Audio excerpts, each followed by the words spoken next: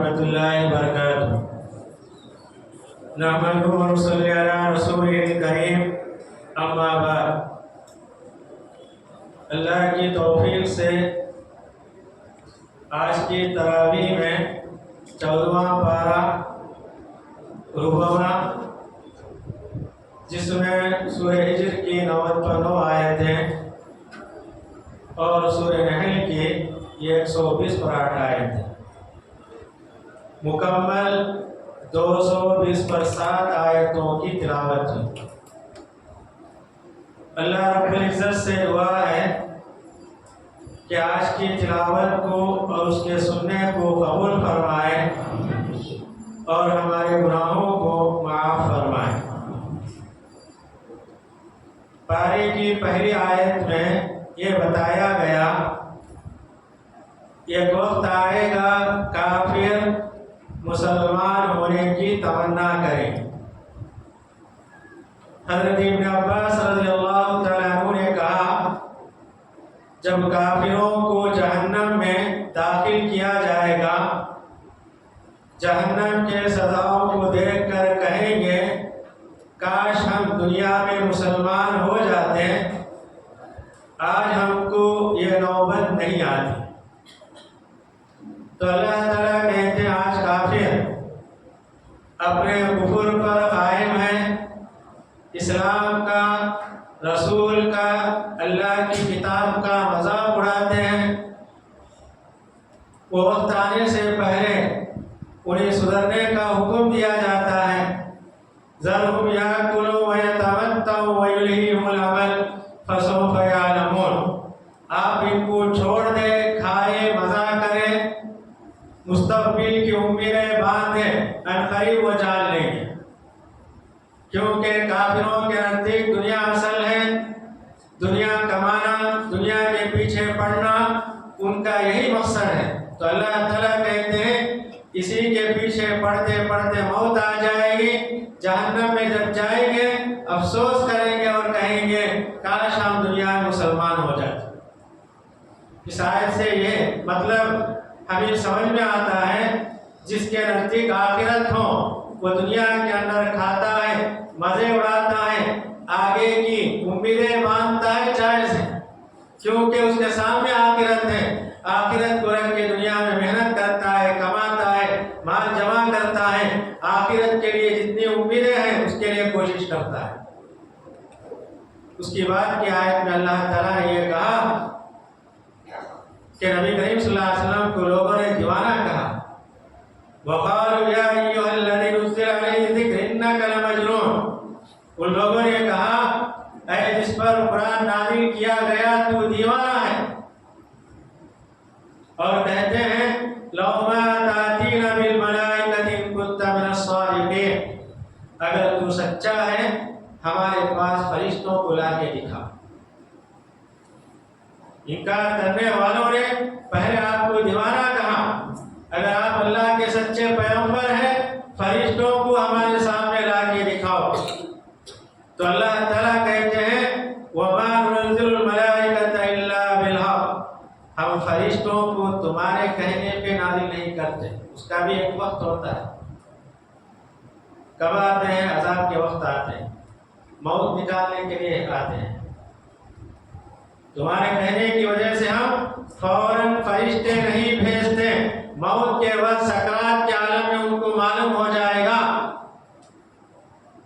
کہ اللہ کے پیغمبر نے جو کہا وہ بالکل سچ ہے۔ وہاں پچھتانا اور وہاں افسوس کرنا بیکار ہے۔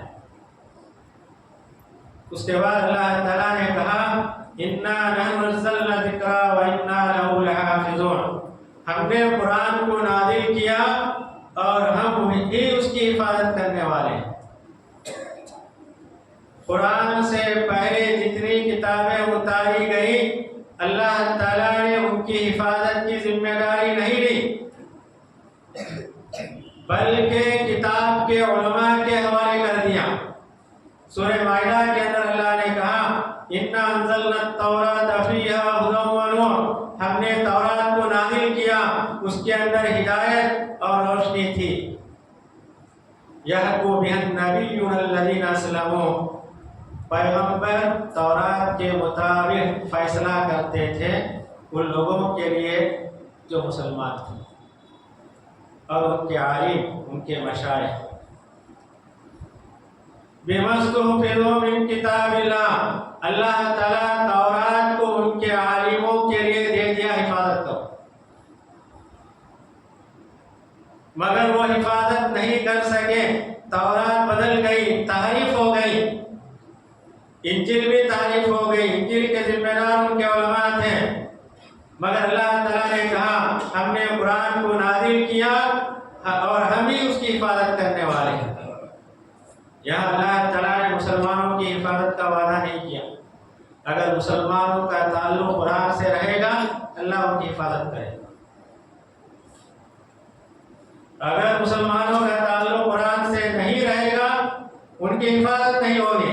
नबी करीम सल्लल्लाहु अलैहि वसल्लम ने कहा कि अल्लाह ताला कुरान के जरिए चंद लोगों को ऊंचा मुकाम देते हैं, चंद लोगों को ज़लील कर देते हैं, क्योंकि कुरान मजीद क़यामत तक रहने वाली है। उसके बाद अल्लाह ताला ने आसमान के अंदर जो सितारे हैं उसका जिक्र किया। वज़य्यन्नाहा लिन्नाज़िरीन, हमने आसमान के ऊपर जो सितारे हैं देखने वालों के लिए खूबसूरत बना दिया। रात के वक्त सितारों का मंजर बड़ा खूबसूरत नजर आता है। और दूसरी सबब अल्लाह ताला ये बताते हैं वहफ़िज़ना मिन कुल्लि शैतानिर रजीम, ये सितारे क्या हैं? हर मरदूद शैतान से हिफाजत करते हैं। नबी करीम सल्लल्लाहु अलैहि वसल्लम ने कहा शयातीन जिन आसमान पर जाते हैं फरिश्तों की बात सुनने के लिए, तो अल्लाह ताला सितारों के जरिए उनको मार भगाते हैं। और आपने ये भी कहा कोई जिन शैतान फरिश्ते की एक बात सुन लेता है। और दुनिया के अंदर जो काहिन होते हैं, फाल बताने वाले, उनके पास आता है, वो बात बता देता है, वो काहिन उस बात के साथ 90 पर 9 बातें मिला देता है। जिसकी किस्मत बताता है, फाल बताता है, उसमें से एक बात सही हो जाती है। लोग उसे क्या समझते हैं? सच्चा है, यह किस्मत बताने वाला है। तो अल्लाह ताला कहते हैं एक दो सितारे आसमान के लिए जीनत हैं, देखने वालों के लिए अच्छा मंजर नजर आता है। शयातीन जाते उनको मार भगाते हैं। अगर कोई शैतान जिन सुन लेता है तो उसे अल्लाह ताला इन्हीं सितारों के जरिए मार के भगाते हैं। इसके अलावा कोई और सितारों का सबब नहीं बताया गया। नबी करीम सल्लल्लाहु अलैहि वसल्लम हुदैबिया के मुकाम पर क़याम किया, उस रात बारिश हुई। सुबह नबी करीम सल्लल्लाहु अलैहि वसल्लम ने कहा बारिश की वजह से लोग मुसलमान भी हुए, काफिर हुए। जिसने कहा बारिश अल्लाह के फजल से हुई वो मोमिन है। जिसने कहा बारिश फला सितारे के जरिए हुई वो काफिर मुशरिक। सितारे अल्लाह के मखलूक हैं, किसी का फाल, किसी की जिंदगी, किसी की किस्मत बताने वाले सितारे नहीं हैं। उसके बाद अल्लाह ताला ने कहा हर चीज के खजाने अल्लाह के पास हैं, उसी में से बारिश भी अल्लाह के खजाने में से। और अल्लाह ताला कहते हैं हम मिक़दार से बारिश को उतारते हैं, चाहे तूफान की शक्ल में हो या कम बारिश हो, वो अल्लाह के मिक़दार से उतरते हैं।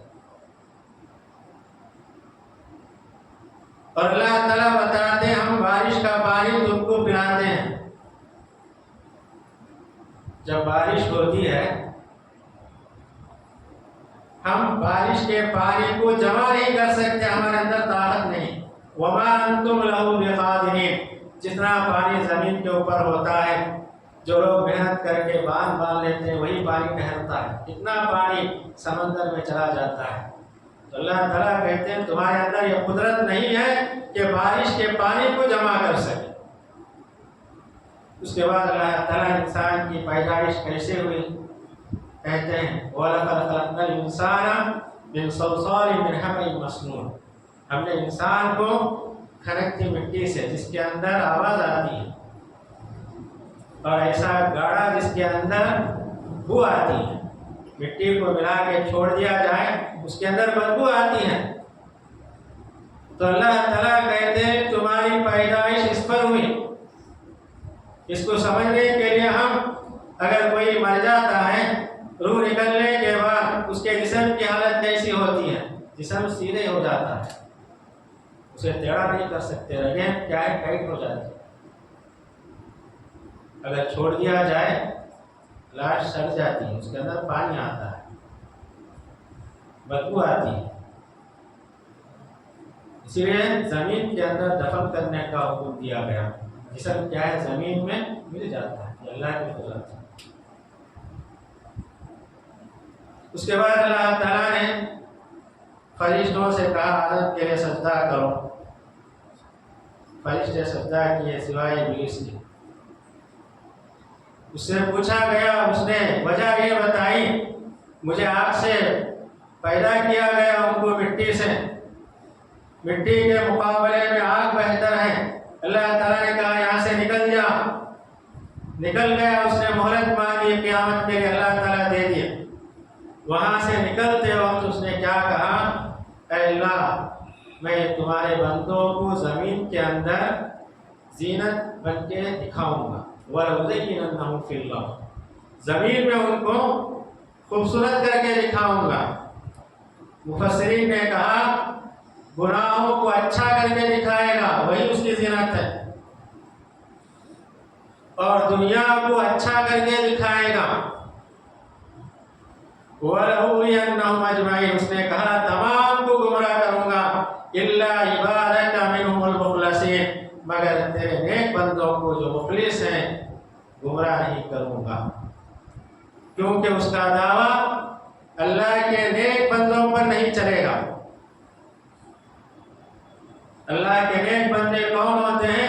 جن کا ایمان اللہ پر مضبوط ہو۔ مثال کے طور پر حضرت عمر رضی اللہ تعالیٰ عنہ جس راستے سے گزرتے شیطان اپنا راستہ بدل دیتا تھا، کیونکہ ان کے اندر ایمانی قوت تھی، شیطان ان کے قریب کے آنا کیا بلکہ دور سے اپنی گری اور اپنا راستہ بدل دیتا تھا۔ اس کے بعد اللہ تعالیٰ نے جنت کا ذکر کیا، نیک لوگ کیا ہے جنتوں میں، چشموں میں، نہروں میں ہوں گے، ان سے کہا جائے گا جنت میں اطمینان سکون کے ساتھ سلامتی کے ساتھ داخل ہو جاؤ۔ دوسری بات اللہ تعالیٰ کہتے ہیں ہم ان کے دلوں سے کینہ، کپٹ، دشمنی، نفرت نکال کے جنت میں داخل کریں۔ دنیا کے اندر کسی نہ کسی انسان کو دوسروں سے نفرت، عداوت، بغض، قدرت ہوتی ہے، مگر قیامت کے دن اللہ تعالیٰ نکال کے بھیجیں گے۔ حدیث میں ہے پل صراط جو جہنم کے اوپر ہوتا ہے، بال سے باریک تلوار سے تیز، نبی کریم صلی اللہ علیہ وسلم نے کہا وہاں تمام کے دلوں کے اندر جو نفرت، دشمنی تھی نکال کے، اگر کوئی کسی پر ظلم کیا ہے ظلم کا بدلہ دلا کے پل پر پار کرایا جائے تو سارے ان کے دل صاف ہو جائیں گے، اور جنت میں تختوں پر بیٹھ کر آمنے سامنے بات کریں۔ یہ اللہ کی بڑی نعمت ہے۔ اگر دل صاف نہ ہو آپس میں بیٹھ کر بات کرنے کا موقع نہیں ہوگا، یہ جنت کی بڑی نعمت ہے۔ اس کے بعد اللہ تعالیٰ نے سورہ فاتحہ قرآن مجید کا ذکر کرتے ہوئے کہا وَلَقَدْ آتَيْنَاكَ سَبْعًا مِنَ الْمَثَانِي وَالْقُرْآنِ الْعَظِيمِ، اے نبی ہم نے آپ کو 7 بار بار دہرائی جانے والی آیتیں اور قرآن مجید دیا ہے۔ قرآن کے ساتھ اللہ تعالیٰ نے سورہ فاتحہ کا الگ ذکر کیا۔ اللہ تعالیٰ آپ سے کہتے ہیں وَلَا تَمُدَّنَّ عَيْنَيْكَ إِلَىٰ مَا مَتَّعْنَا بِهِ أَزْوَاجًا مِّنْهُمْ، اوپر نہ اٹھے جن کو اللہ تعالیٰ نے دنیا کے اندر مختلف لوگوں کو دنیا کے ساز و سامان دیا. جو مالدار ہیں، دنیا دار ہیں، ان کی طرف آپ نگاہیں اٹھا کر نہ دیکھو. آپ کے پاس قرآن مجید ہے، سورہ فاتحہ ہے، اس کی تلاوت کرو. یہ اللہ کی بڑی نعمت ہے. سورت کے آخر میں اللہ تعالیٰ اپنے پیغمبر سے کہتے ہیں یہ لوگ آپ کو تکلیف کی باتیں سناتے ہیں جس کی وجہ سے آپ کے دل میں تکلیف محسوس ہوتی ہے. تو اللہ تعالیٰ اس کے دو عمل بتاتے، اس پر عمل کرو، تمہارے دل کے اندر جو تکلیف ہے لوگوں کی دور ہو جائے. پہلا عمل کیا ہے؟ فسبح بحمد ربی، اپنے رب کے حمد کے ساتھ تسبیح بیان کرو. تسبیح کے اندر دو کلمات ہیں. نبی کریم صلی اللہ علیہ وسلم نے کہا زبان پر آسان ہے، ترازو میں وزندار ہے. سبحان اللہ بحمدہ، سبحان اللہ العظیم. مصیبت کے وقت، تکلیف کے وقت اللہ کی تسبیح بیان کرو. وَقُمْ مِنَ السَّاجِدِينَ، اور نماز کی پابندی کرو. یہ دو عمل ایسے ہیں جس کے ذریعے سے تکالیف، مصیبتیں دور ہوتی ہیں. خاص کر دعوت کے میدان میں لوگوں کو اللہ کی طرف دعوت دیتے ہیں، مختلف قسم کے مسائل کو اٹھانا پڑتا ہے، باتیں سننا پڑتا ہے. تو اللہ تعالیٰ کہتے ہیں اسی صورت میں تسبیح بیان کرو، نماز کی پابندی کرو.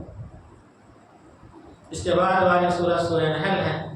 پہلی آیت میں اللہ تعالیٰ نے یہ کہا جو لوگ قیامت کا مطالبہ کرتے ہیں جلدی مت کرو، اس کا ایک وقت ہے.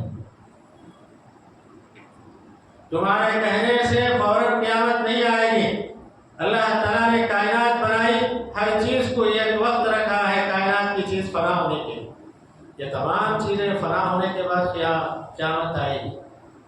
تمہارے کہنے سے پہلے قیامت نہیں آئے گی. اس کے بعد اللہ تعالیٰ نے یہ بتایا عرب کے اندر عرب والوں کی دولت دو چیزوں پر تھی، ایک کھجور، دوسرا جانور. جس کے پاس جتنے کھجور کے درخت ہوتے، جتنے جانور ہوتے، وہی بڑا مالدار. تو اللہ تعالیٰ جانوروں کے خوبیاں بیان کرتے ہوئے کہتے ہیں یہ جانور تمہارے فائدے کے لیے پیدا کیے گئے. اس کا گوشت کھاتے ہو، اس کے چمڑوں سے تم گرمی حاصل کرتے ہو. جانوروں کو صبح میں چرانے کے لیے لے جاتے ہو، اچھا منظر نظر آتا ہے. شام کو پیٹ بھر کے کھا کے اپنے گھر کو لوٹتے ہیں، تب بھی اچھا منظر نظر آتا ہے. اور اللہ تعالیٰ نے یہ بتایا کسی جانور کے پیٹھ پر اپنے سامان لے کر ایک جگہ سے دوسری جگہ لے جاتے ہو. تمہارے جسم کیا ہے بوجھ اٹھانے کے قابل نہیں. تو اللہ تعالیٰ نے جانوروں کے ذریعے تمہارے ساز و سامان کو ایک جگہ سے دوسری جگہ منتقل کرنے کا ایک ذریعہ بنایا. اور اللہ تعالیٰ کہتے ہیں یہ سفر بھی کیا ہے بڑا مشکل ہوتا ہے، چاہے جانوروں کا ہو انسان کا ہو. علامہ ابن قیم علیہ الرحمہ نے کہا جب دنیا کا یہ حال ہے، سفر کرنا مشکل ہے، ہر آدمی کو دنیا چھوڑ کر آخرت کی طرف جانا ہے، وہ سفر کیسا ہوگا؟ اس کی بھی تیاری کرنا چاہیے، اس کے لیے بھی ساز و سامان کا اختیار کرنا چاہیے. اس کے بعد اللہ تعالیٰ نے بتایا جو لوگ اللہ کو چھوڑ کر غیروں کی عبادت کرتے ہیں، اللہ تعالیٰ کہتے ہیں وہ خود اللہ کی مخلوق ہے.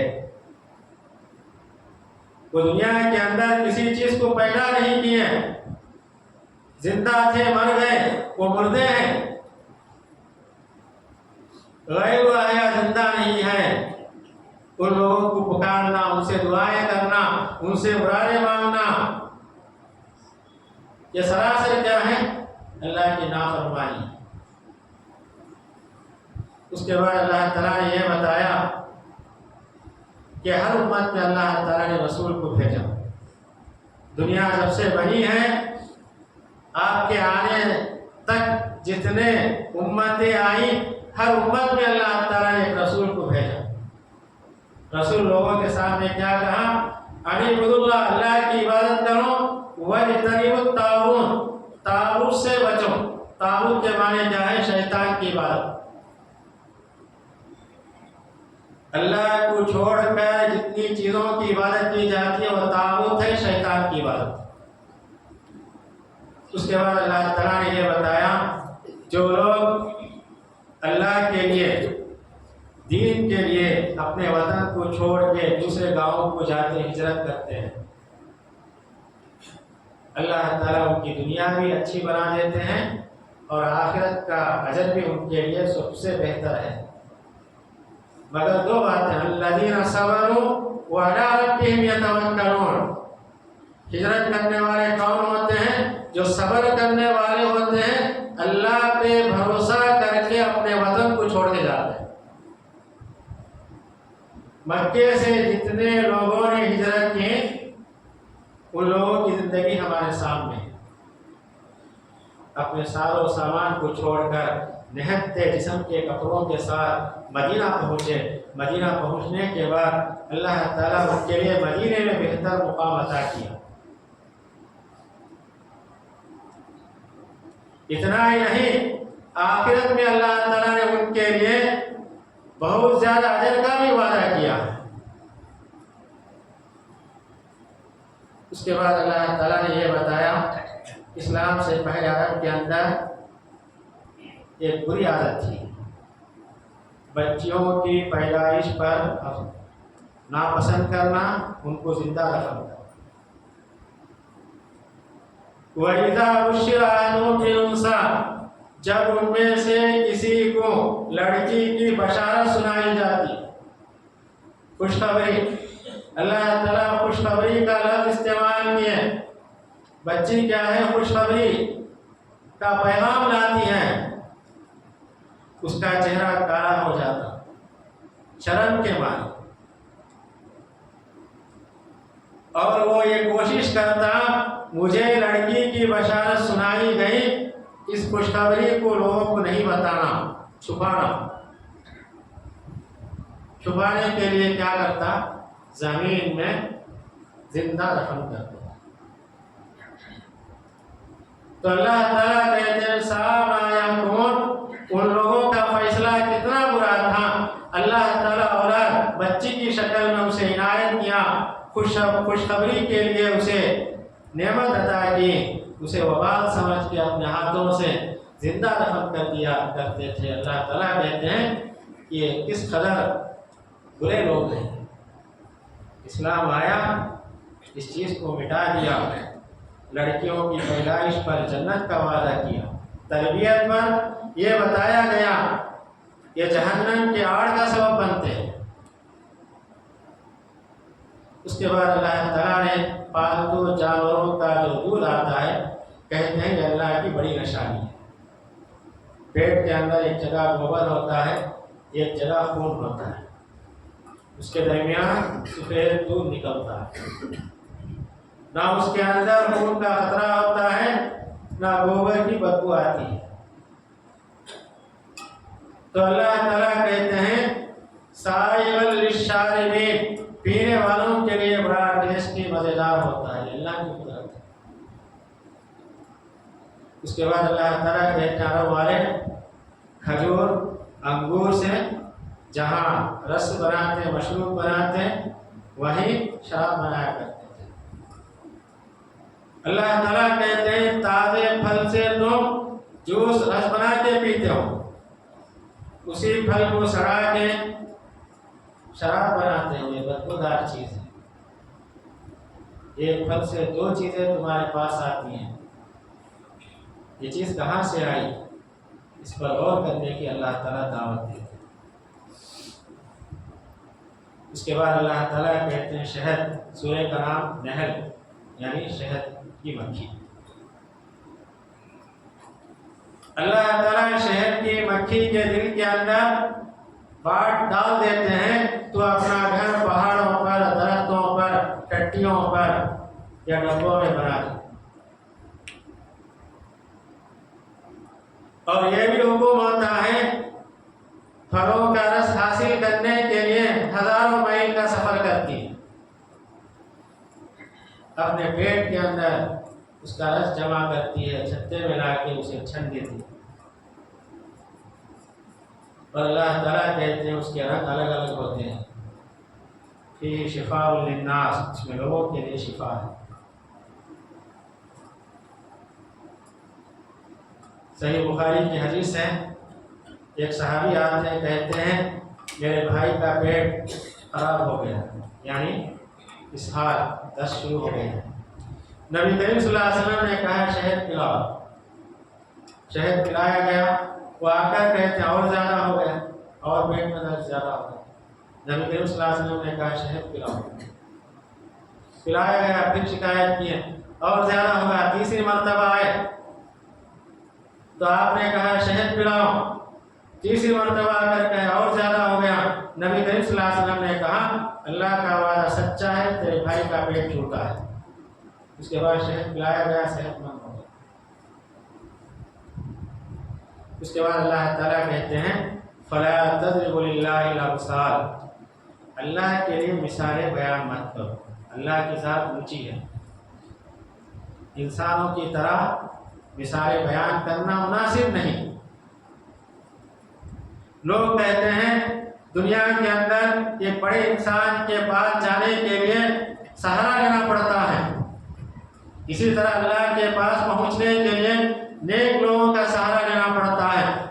تو اللہ تعالیٰ کہتے ہیں میرے لیے مثال بیان مت کرو۔ اللہ تعالیٰ دو مثال بیان کرتے ہیں۔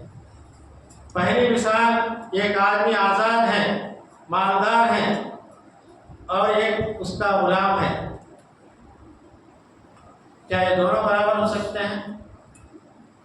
جو آقا ہے، اونر ہے، اپنے مال کو جیسے چاہے جہاں چاہے خرچ کر سکتا ہے، غلام کچھ خرچ کر سکتا ہے؟ دوسری مثال اللہ تعالیٰ بیان کرتے ہیں، ایک آقا ہے، اس کا نوکر کیا ہے؟ گونگا ہے، زبان سے بات نہیں آتی، اس کا مالک جہاں بھی بھیجتا ہے کوئی کام نہیں کر کے آتا، وہ غلام اس کے لیے بوجھ ہے۔ کیا یہ دو آدمی برابر ہو سکتے ہیں؟ جب تمہارے اندر، انسانوں کے اندر برابری نہیں ہے، میرے ساتھ دوسروں کو کیوں برابری کرتے ہو؟ اس کے بعد اللہ تعالیٰ کہتے ہیں دنیا کے اندر جو بھی مرد عورت ایمان کی حالت میں نیک عمل کرتے ہیں، اللہ تعالیٰ ان کو پاکیزہ زندگی دیتے ہیں۔ پاکیزہ زندگی کیا ہے؟ حلال کمائی کی توفیق دیتے ہیں، حلال کمائی کے ساتھ اس کے دل کے اندر اللہ تعالیٰ اطاعت کا جذبہ دیتے ہیں۔ پاکیزہ زندگی یہی ہے۔ جس کے پاس ایمان کی حالت میں نیک عمل نہیں ہے، اس کے نزدیک پاکیزہ زندگی نہیں ہوتی، اس کے پاس حلال حرام کی تمیز نہیں ہوتی، اس کا دل کیا ہے؟ اللہ کی اطاعت کی طرف مائل نہیں ہوتا۔ اس کے بعد اللہ تعالیٰ نے ابراہیم علیہ السلام کا ذکر کرتے ہوئے کہا ان ابراہیم کان امۃ قانتا للہ حنیفا۔ ابراہیم علیہ السلام امام تھے، توحید کے امام تھے، اللہ کی اطاعت کرنے والے تھے، وَلَمْ يَكُن مِّنَ الْمُشْرِكِينَ، مشرکوں میں سے نہیں تھے، شاکرا لِأَنْعُمِهِ، اللہ کی نعمتوں کا شکریہ ادا کرنے والے تھے۔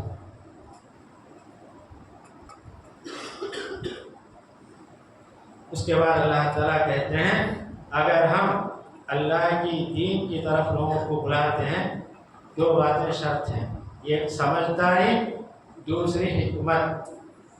حکمت سے مراد کیا ہے؟ قرآن سنت کے مطابق لوگوں کو دعوت دے۔ ادعو الی سبیل ربک بالحکمت والموعظۃ الحسنہ، کہ تم اپنے رب کے راستے کی طرف دعوت دو حکمت کے ساتھ، سمجھداری کے ساتھ۔ نبی کریم صلی اللہ علیہ وسلم کی زندگی ہمارے سامنے ہے، مکے میں انہوں نے کس انداز سے تبلیغ کی۔ نبی کریم صلی اللہ علیہ وسلم موقع کا فائدہ اٹھا کر تبلیغ کرتے تھے۔ حج کے موسم پر مینا کے میدان میں بازار لگتے تھے، نبی کریم صلی اللہ علیہ وسلم موقع جان کر بازار میں جاتے لوگوں کو تبلیغ دیتے۔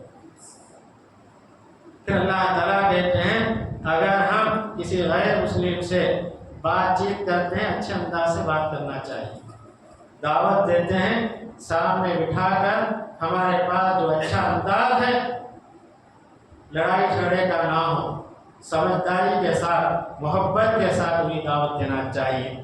تو ہر آج کے پارے کے اندر یہ چند آیتوں کا خلاصہ پیش کیا گیا۔ اللہ رب العزت سے دعا ہے کہ ہم تمام کو قرآن پڑھنے اس کی تعلیمات پر عمل کرنے کی توفیق عطا فرمائے۔